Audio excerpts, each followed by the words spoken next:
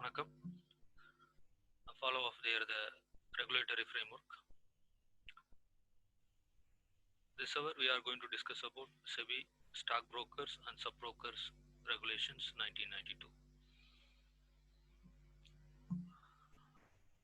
These regulations are coming from the Securities Exchange Board of India SEBI Act.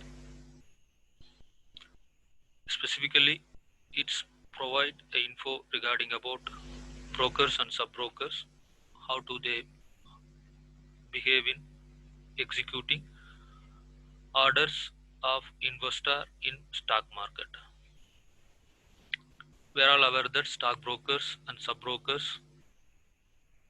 have to register themselves with every stock exchange before they start proceeding for the businesses. It's very important.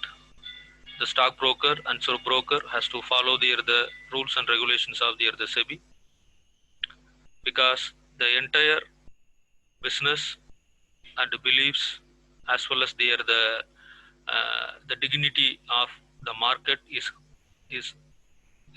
handled by stockbrokers and subbrokers. If these people are commit any mistakes or maybe non-oblige the regulations, mean it will severely affect the activities in stock market. So the stockbrokers and subbrokers regulation was introduced in 1992. It's prescribed for anyone who wishes to register as a stockbroker or subbroker for indulging in any transaction of business in the securities market. Stockbrokers and subbrokers shall ensure that they comply at all times with the various sections as given under these regulations. The stockbroker who are granted registration by the board shall ensure compliance of the following condition. The stockbroker shall hold the membership of the stock exchange. The stockbroker shall abide by the rules and regulation and bylaws of the stock exchange. The stockbroker shall obtain prior approval of the SEBI whenever it proposes to change its status or constitution. The stockbroker shall pay fees charged by the SEBI, and the stockbroker shall take adequate steps to redress investor grievances within 1 month on the date of the receipt of the complaint.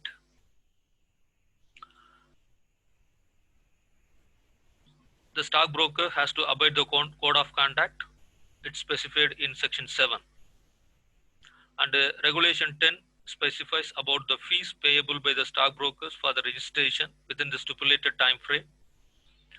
And section 12A is explained about registration granted to a subbroker shall be subject to the certain conditions. The SEBI's code for conduct for brokers and subbrokers or for brokers is classified into 3. A general, duty to the investor dealing with other stock exchange. First one, code of conduct for brokers. It is in general category. It's classified in the 5 headings: integrity, exercise of due skill and care, manipulation, malpractices, compliance with statutory requirements. And duty to the investor are execution of orders, issue of contract note, breach of trust, business and commission, business of defaulting clients, fairness to clients, investment advice, and compensation of stockbroker. Dealing with stockbrokers, conduct of dealings, protection of clients' interest, transaction with the stockbrokers, advertisement and publicity, inducement of clients, and false or misleading returns. These are all the advices or maybe info regarding about how the broker has to be performed in his own business. And followed by subbrokers. In subbroker is also, it's classified under the 4 headings of their code of conduct. One is general, duty to the investor, dealing with stockbrokers, dealing with regulatory authorities. In general, it have the 2 point or two activities he has to perform. One is integrity, and second one is exercise of due skill and care.